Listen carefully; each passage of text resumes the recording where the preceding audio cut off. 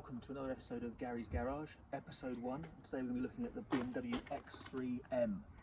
This is the X3M Competition, based on the X3 model of BMW.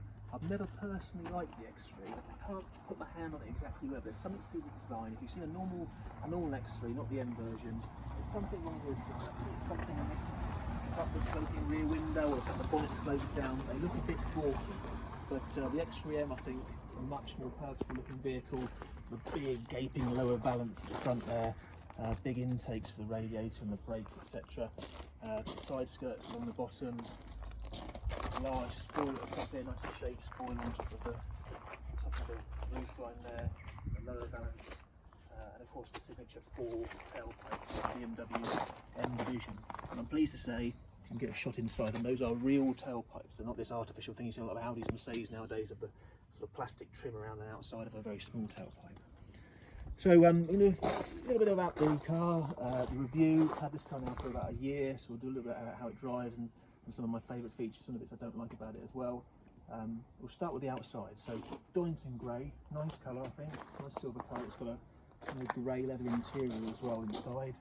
Great big huge 21-inch alloy wheels, a sort of 5-spoke design, really open design, very easy to clean. Give it a really purposeful look, I think. They are diamond cut alloys though, so very expensive if we curb them. Behind the alloys, you've got the front here, the big blue brakes, again another signature of the modern M Division cars. Big 6-piston brakes at the front there, massive discs. This is a heavy car. X3M is supposed to be a mid-size SUV, and yet this car by dimensions is about the same size as the original, the first generation BMW X5, weighs over 2 tons. About 2,020 kilos I think is the list weight for this, which is frankly ridiculous when you think about it.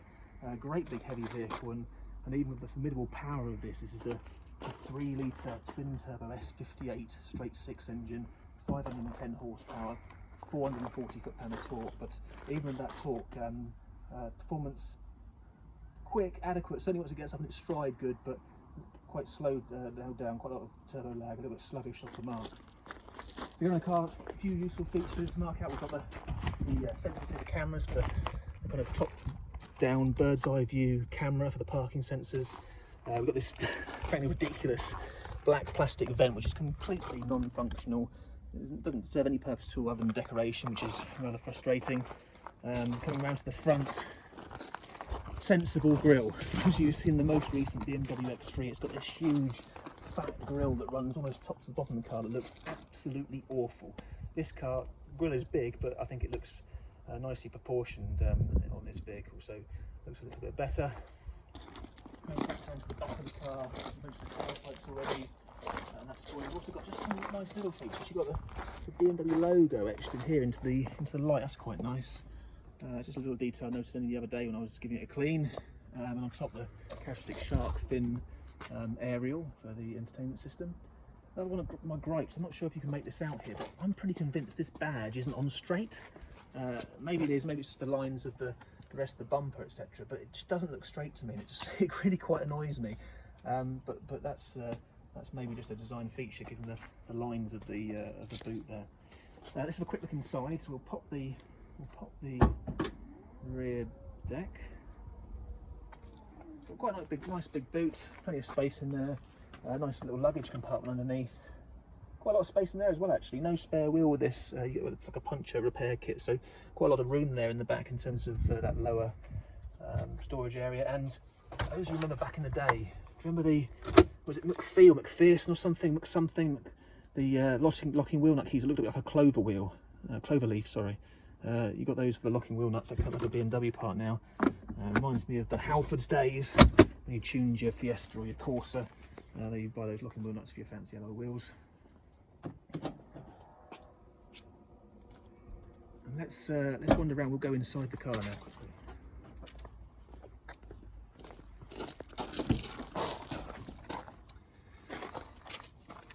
So here we go, Doynton grey leather interior as mentioned before. It's a lovely cabin actually, lovely place to be, very quiet, very refined, which I guess is playing to what the purchaser, the buyer probably wants from these cars. The non-M Division versions obviously very much playing to that kind of soccer mum Chelsea tractor type market. Very refined, very quiet, quite spacious inside, fairly high quality of fit and finish, which makes it a nice place to be for sure. If I could go to the other side, we'll show you some of the interior features as well.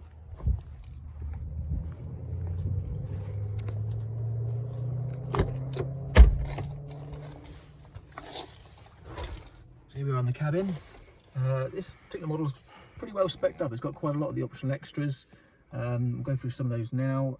In here, for example, in the tray, we've got the wireless charging for your mobile phone. So you stick your phone on this tray, this little blue light lights up, and that charges it. One interesting thing to know if you're going to own one of these cars, I took it in to have some work done by BMW, which we'll talk about in a minute, and they've obviously cleaned the interior of the car using sort of a furniture polish type, silicone spray. They've sprayed this non-slip wireless charging tray pad, and it became slippy all of a sudden, and from sitting there nicely when you were driving, all of a sudden it rolls around the place, the thing's splashing out over here, falling out as you go around the corners, etc. So whatever you do, don't spray that silicone spray onto this non-slip pad, otherwise it's all but useless. It's very hard to clean off as well, which is very frustrating. In terms of features, we've got rear heated seats, front heated seats, 4-zone climate control. There's a few other things in here that are quite interesting. If we'll just start the engine up. So we've got this little green light here. Those of you who've got modern day BMWs will be familiar with this. It represents BMW's intelligent safety system. And if we go into the menu for this, there's my vehicle somewhere. Where are we? Vehicle settings, I think. Intelligent safety, here we are. So it's got all sorts of, I guess, useful features. Personally, I'm not a big fan.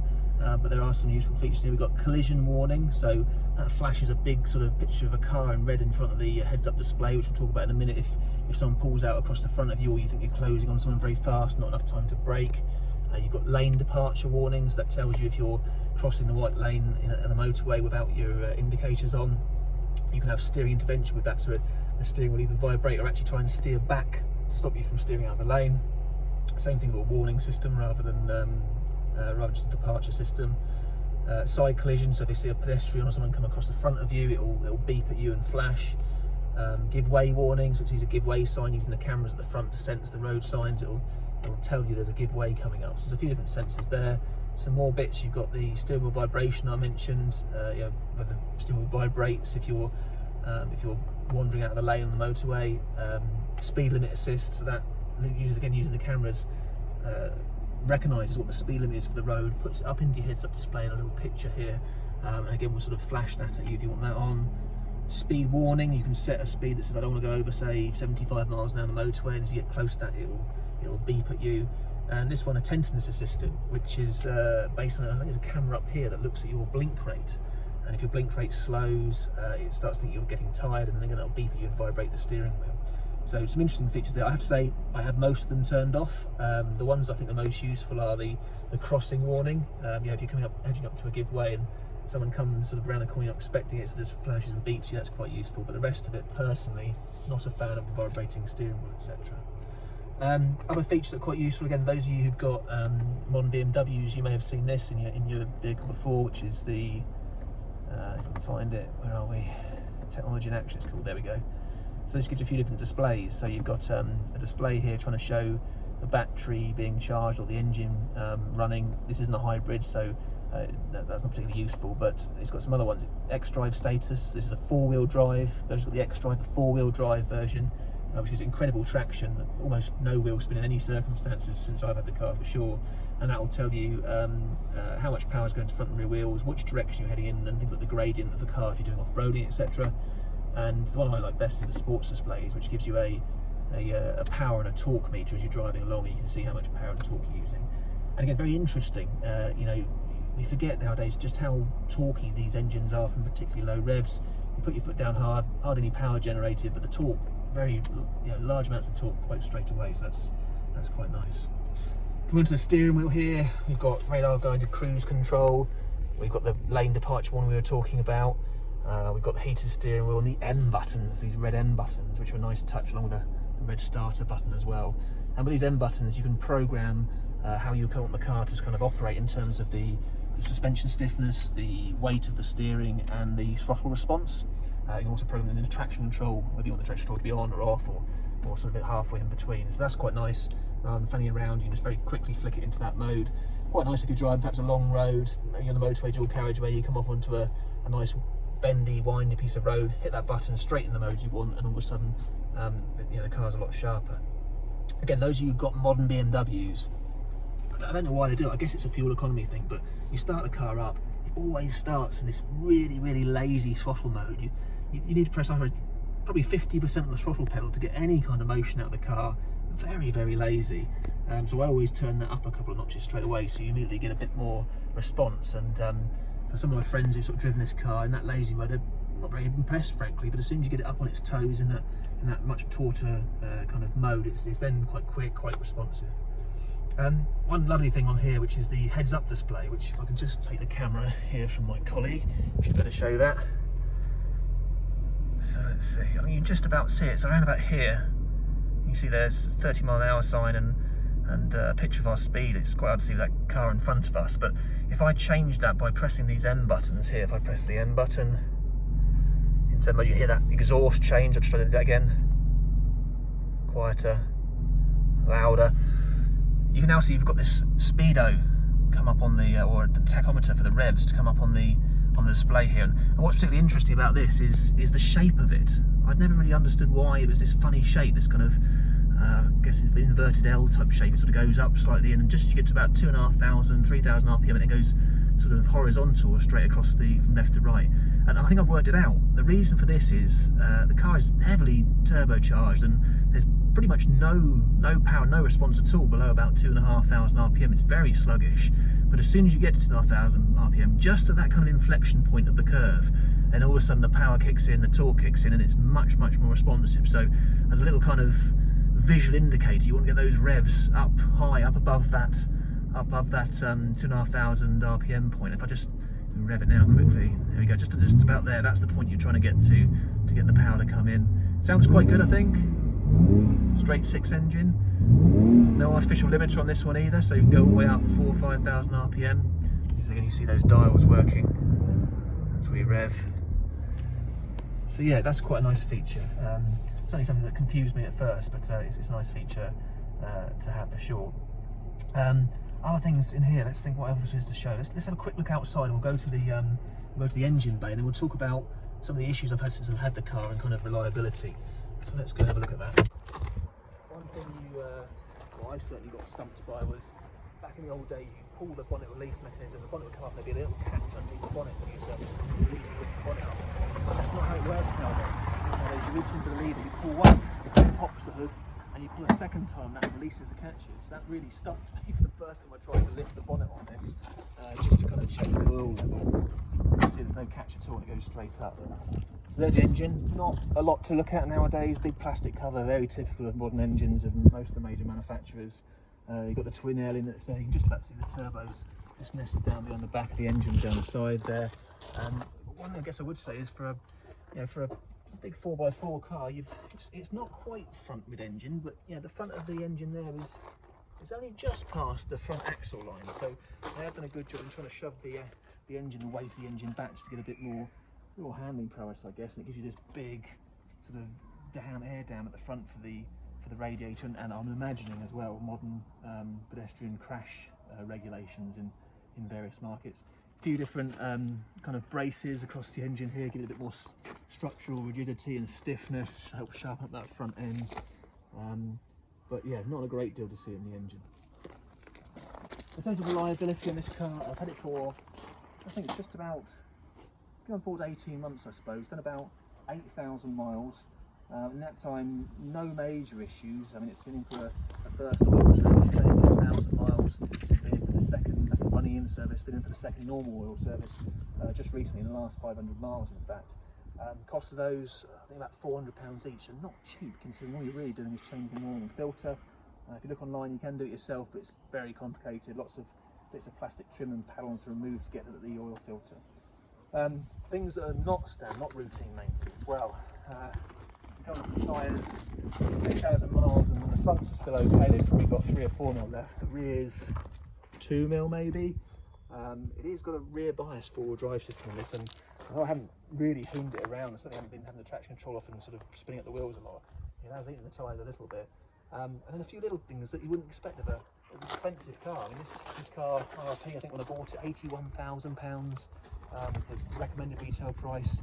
In the end, we did a deal around about sort of 68,000. It's a PCP in the end, sort of £600 down, just less than £600 a month. Quite affordable. Final payment about £35,000. But just little things annoy me. This rear valance here. Just walking past the car one day, just something hanging down, and there's been a paint flaking off the bottom of the valance. The paint quality really quite poor, just wasn't adhesive. I had to take the whole valance off and respray that.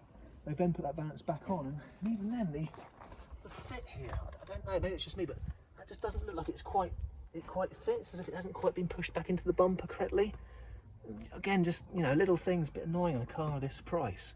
And the other thing I want to be really aware of if you're looking to buy one of these vehicles is the drive shaft. Four drive systems, so it's got a drive shaft running from the engine back to the rear wheels, as well as the secondary drive shaft to the front wheels. And the drive shaft's a real problem with these models.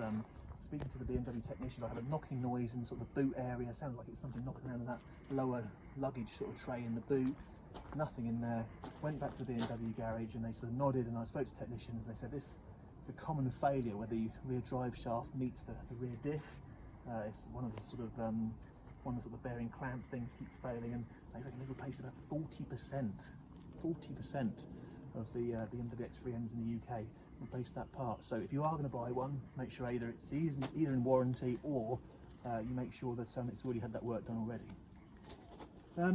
Other features, this particular one's got a nice big panoramic glass sunroof. Look in the back there, you can probably see that. That's quite a nice feature. Let's see if we can run that back for you so you get an image of that. And it's for those of you who are looking at, you know, kind of lightweight options, you like your sports cars, etc. It's not a light option, it's a heavy option, that big glass panel at the top. But in a car that weighs 2 tons anyway, it's not the biggest problem to add an extra bit of weight, so that's not a problem. Obviously the modern BMW saloons, the M3, so you have your carbon roof instead, but in a car like this is quite nice. Makes the cabin nice and airy. A few extra little features. And again, if we go here, we've got the nice central kind of armrest there with the cup holders. That's quite nice. Nothing fancy there, but it's just quite nice to have those small little features. And again, the different colour trim. I hate cars with black leather interior. I don't know why, I always have. I know the dealers will say, well, you know, you've got to get black leather and silver or black on the outside. It's a surefire way of getting your residuals from back, but I hate black leather interiors. So this has got a grey leather interior. When we get around to some of the future episodes of the other cars, I think I've got any cars with just a purely black leather interior. I don't like it. I think it looks cheap, and I do think the colour leather gives it a much nicer focus. So that's the car. We're going to go out for a little test drive in a minute, and we're just going to show you some of that. I'm not going to go hooning around too much, but just have some in-car footage, and we'll capture a little bit of the performance for you if we can, and just so you can see how it drives and behaves.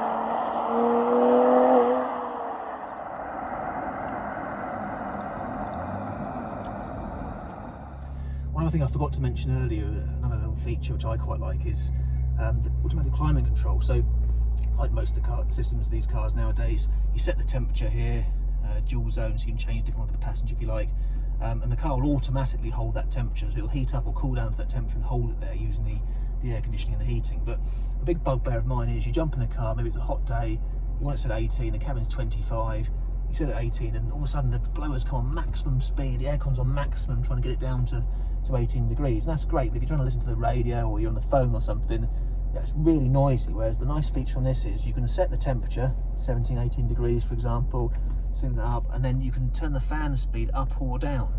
So, you know, you can say I want it 18, but, you know, do it slowly and get the fan running quite quietly.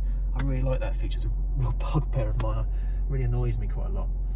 While we're here, we'll also talk about some of the competitors. So X3M is a mid-size SUV. So I guess competitors, you're talking about things like the Alfa Stelvio.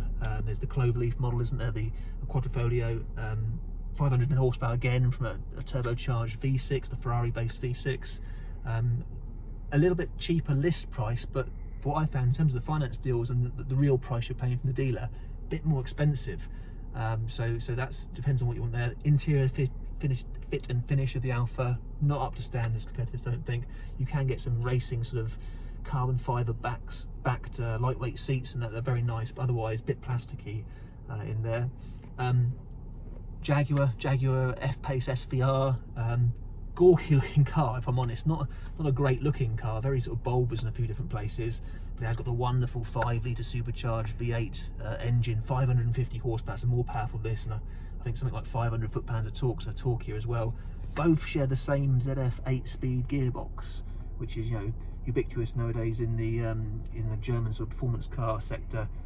Use a number of models. Audis, Mercedes don't use it, Audis, Jaguars, BMWs, etc. But a very good gearbox. That's a definite competitor. Again, list price ever so slightly less than this. Reality of what you pay from the dealer, quite a lot more than this. If you look at one of those, you're probably paying, rather than 68 here, you're probably paying 72, 73,000 pounds, something like that, depending on the spec. And like I say, bit of an ugly car on the outside, but wonderful engine. Other competitors got the Mercedes GLC. Great looking car. I love the look of that car, and that big 4-litre twin turbo V8, hot VV8. Powerful engine, 510 horsepower again, but well tunable beyond that, and up at sort of 500 foot-pounds of torque, and a good looking car. This car, the X3M and the GLC, both have the coupe versions, the X4 and the GLC coupe. Terrible looking things, ridiculous. You have all the problems of an SUV, big, high, and all the downsides of a saloon, small boot, silly roofline, etc. So don't go for one of those, get the proper one. Other competitors, I guess you're into maybe sort of a used Range Rover or something like that, or maybe a Velar SVO, but they're expensive again. So I think they're the main three rivals. I guess you could be looking at an Audi, maybe a Q5, but then the sporty one's the SQ5, which you're talking about the 3-litre twin turbo diesel. What was that, 335 horsepower at the end of that's production. Torquier, 516 foot-pounds of torque, but not really on the same performance plane as the other cars I've mentioned. Tuning, that's the last thing we should talk about. So I haven't tuned this. I've tuned a number of my other cars, but I haven't tuned this car. But the engine on this is exactly the same as what's in the current generation BMW M3. Really tunable. I mean, out of the box, just with an ECU change, you can get about 630 horsepower, about 520 foot-pounds of torque, a big increase. I haven't driven one, don't know what it's like. I can only assume it's probably going to be even laggier than this one is. Yeah, if anything, I'd say this needs more bottom down torque than the more top end power, because it is a heavy car, but readily available power if you want. I mean, you know, reputable companies, DMS Automotive at Southampton, you pay £1,000 for that, and all of a sudden you've got 630 horsepower, which is really potent. So traction, again mentioned, BMW X-wheel drive, the 4-wheel drive system, great traction, no problems with that. This car I had after I had a BMW M6 Grand Coupe, rear-wheel drive, bigger V8 engine, but I mean, that was just traction control light was flashing like a Christmas tree every 5 minutes, no traction at all. 4-wheel drive, much more security, perhaps not quite the last word in sort of handling experience, but it's a big SUV, so you're not expecting that anyway. Well, that was a bit of a whistle-stop tour in terms of the drive, and that's because actually those of you who've watched episode 0 will know that Gary's Garage started because I'm selling this car, and we were creating a video for the buyer, talking it through some of the features and just showing it was in good condition, etc. And I sort of had a bit of a play with it and showed it to a few friends, and they thought it was quite good, and that was the beginnings of Gary's Garage. In terms of what it's like to drive, a review there. Overall, it's a lovely car. It's a BMW M product. You'd expect it to be a lovely car to drive. It is a big, heavy car. I mentioned that before, and that does do something in terms of the performance. The handling is okay for a big car. The suspension is ridiculously firm. Even in its softest setting, it's really quite uncomfortable. In its hardest setting, it's very, very firm indeed. I can't bear the ride. I think modern car manufacturers have gone crazy with this ridiculously stiff ride. I can understand why in this car. They've stiffened up the springs and the damper rates to try and control the body roll, and the sportier settings on the suspension do definitely help with that. But the trade-off is just ridiculous ride quality combined with those big 21-inch alloy wheels. So the ride quality is a real low point for this car, I think. In terms of the rest of the driving experience, brakes are strong. Again, it's a big car, so you can feel that when you're on the brakes. It's trying to slow down all that mass. Steering response is quite positive. Still got that weird kind of slightly dead feeling around the dead ahead, common to a lot of performance BMWs nowadays. And the drivetrain's great. Again, I mentioned before, for this particular vehicle, I'm not sure it's suited to this car. I can imagine in the new M3, the M4, it's probably great, very powerful, revs out really strongly, makes a great noise, even with the particulate filters on that the modern cars come with nowadays. But over 2 tons and 440 foot-pound torque, relatively light torque compared to the power for this car, certainly compared to things like the AMG and the Jag SVR we mentioned earlier, and absolutely no performance below 2,500 RPM. So, personally, I think these sorts of cars, they're suited to maybe something with a bit more lazier power delivery. I'd happily sacrifice, a bit of top-end performance up towards 7,000 RPM in return for another 50 foot-pound of torque lower down. I previously had an Audi SQ5, mentioned that as a competitor. Nowhere near as fast, but probably feels it because it's got that low down torque, sort of 500 foot-pound of torque from 1,500 RPM or so. So really sort of feels a lot more lively off the mark. Whereas this can really catch you sleeping sometimes. You can put your foot down, nothing really happens if you're in the wrong gear. And it's combined with, the 8-speed gearbox, but 7 and 8 are so long. They're real cruising gears for economy. And 7 and 8, not just 8. If you're on the motorway, you want to put your foot down just to do a fairly meaningful overtake. If you're in manual mode and you stay in 8th gear, nothing happens below about 95 miles an hour. If you're in 7th, nothing happens below about 75 miles an hour. So you really do have to go chasing down through a gearbox, which is fine. It's a nice gearbox to use, but for me, I think I'd rather have had those slightly shorter ratios, give it a bit more punch. One of the cars we're going to review in the next episode is the Mini Cooper Works, Mini John Cooper Works. What a bit of a mouthful. It's actually worse than that. It's the Clubman version, the all-4 four-wheel drive Clubman version. So massive long name, but that's got much shorter ratios. Obviously, much smaller car. It makes a huge difference. Much smaller powertrain, much less power and torque, but it's really punchy throughout the range. So for me, the gearing again, not ideal. Nice space gears, bottom 5, 6 gears, they're great. I help it off the line, but just that overtaking punch when you want to cruise along in a car like this, which is, let's face it, mainly made for ferrying the family around. Well, that's it for this episode of Gary's Garage. I hope you enjoyed it. If you did, please like and subscribe to the channel. We've got lots of other videos coming up in the next few weeks. Some more interesting cars, not the hypercars, the supercars you see on some of the other channels, but real cars, real performance cars that any of us can own. That'll be interesting to see what they're like, benefit from some of the things I've found out about them during the course of my ownership, and tell you a little bit about how they drive and what it's like to live with. So thank you very much.